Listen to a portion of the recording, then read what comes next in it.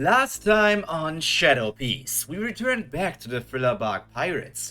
On the way towards Hachinosu Island, they all prepared the last things for the upcoming war. And with Maria's speech, their motivation to rescue both Perona and Pudding had come to an all-time high. Everybody was ready to fight, and that everybody also included Liv. The young giant may only have combat experience and practice form, however, for her new sister she would risk her own life. But as her father figure, and actual father technically, Moria couldn't allow this, and ordered her to stay in the Strawhat castle during this entire battle. Even a goofy girl like her understood when something was serious, very serious. The Great Shadow War was now beginning, and the world would change forever once it was over.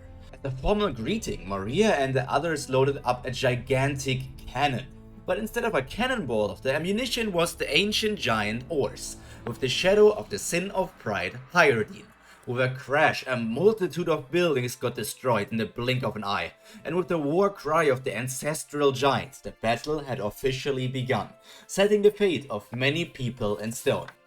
All the Blackbeard pirates felt the threatening presence that arrived at their base, but there was no fear visible on their faces. All they did was smile. Hyrdine? Loki, who was with them, recognized the familiar aura, and yet it also differed from the giant that defeated him in the Winter Solstice Festival tournament. He still had to get his revenge, so he was quick to get on the move, but his feet sunk into darkness, stopping him from walking. There! Loki, this is not your opponent to face. The Yonko Marshal D. Teach, better known as Blackbeard, used one of his Devil Fruit powers to halt the giant prince. These rats wouldn't send one of their top fighters at the very beginning of it all. It isn't their so-called Sin of Pride. Rather, it is just a zombie imitation. Blackbeard was a smart fighter. Even all the way back on Whitebeard's ship, he was scheming every single day, until he got his hand on the dark fruit. Burgess, this one is yours. Start bulking now. There will be much stronger enemies to come today. Yes, Teach! In a deep, confident tone, the wrestling champion started to walk towards the lower districts. In a way, Loki was confused. Burgess was the number 2 of the Blackbeard pirates, and that despite his lack of intelligence or positive battle record. Every time he returned from a mission, he was roughed up, wounds all over his body, and yet nobody dared to mess with him on Hachinosu. One of his epithets he acquired over the last 2 years was also rather bizarre: the mightiest loser. It felt contradictory. It was a rare occurrence to have all the Titanic captains present. For Loki, it was actually also the first time to meet Kuzan. The once admiral had a powerful air around him, making Loki stumble when he first saw him, and even consider if he was the giant he was looking for. The brother of the legendary Loki, who had disappeared ages ago and had never been seen anywhere since that time. While their conversation was going on, the Strawhat approached at a menacing pace. Only 10 more minutes until they arrived, and all their forces would rush through the portals to wreak havoc on the Blackbeard pirates. This island ship wasn't the only one approaching though. On a small raft with only a sail, a man was sitting with his legs crossed. He wasn't one to normally leave his home to actively attack someone, especially now that he was affiliated with another pirate.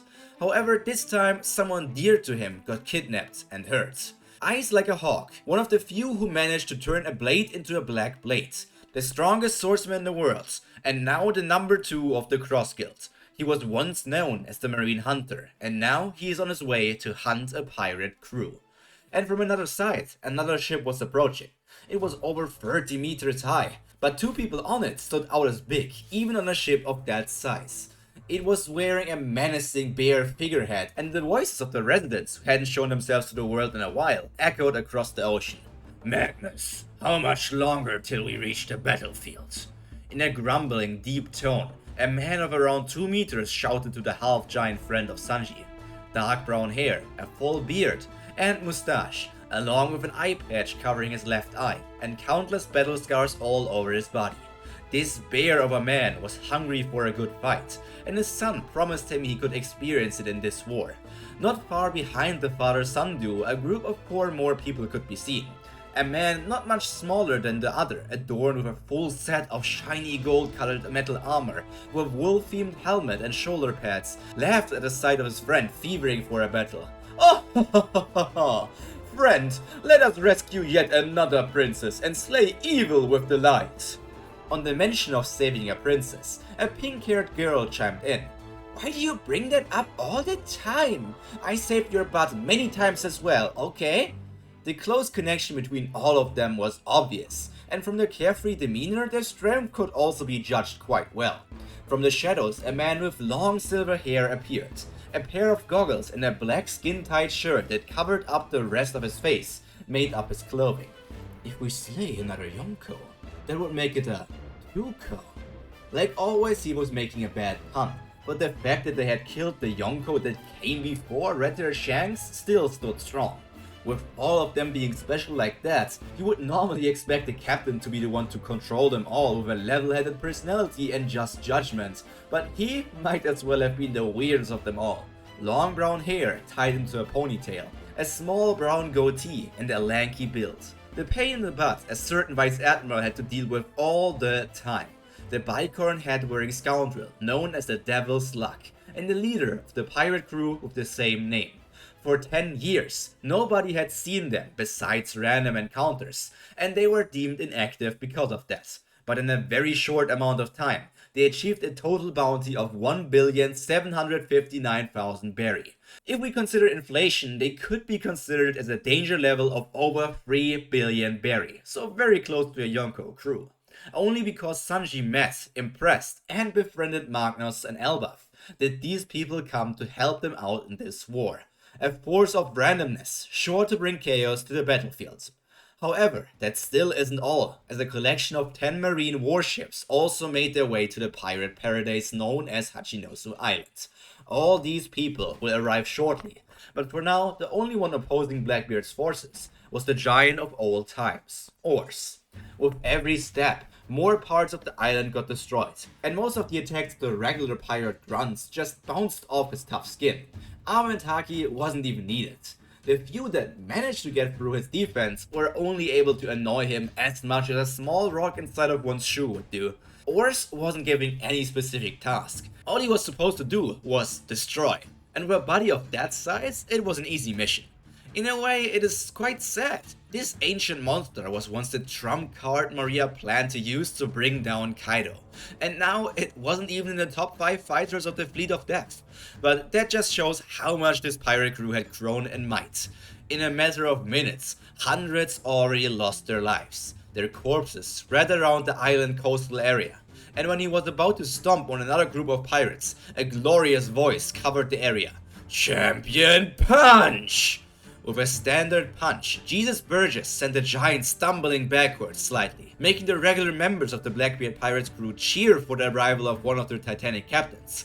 However, his opening combo wasn't even finished yet. Jumping from the air, he gained height until he was above Ors. Champion Hammer!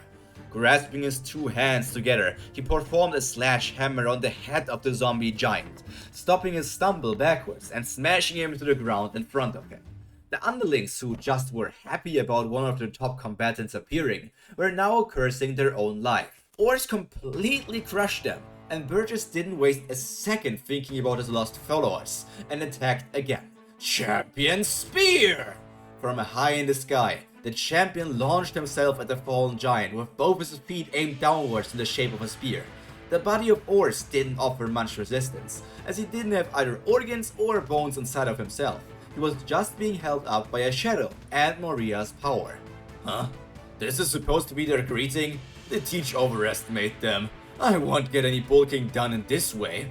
Burgess seemed disappointed by the start of the battle, but that is exactly what it was. Only the beginning. And this is also only the beginning of this arc. Well, the second part at least. So I hope you enjoyed this. And as I said, Ors is not even in the top 5 for the Shadow Fleet anymore. What do you think is the power ranking in the Shadow Fleet? If you have any idea, please tell me in the comments. I would be interested to see your opinion. But for now, that's all from me for today. All that to be said is stay happy, stay healthy, and most importantly, stay cultured.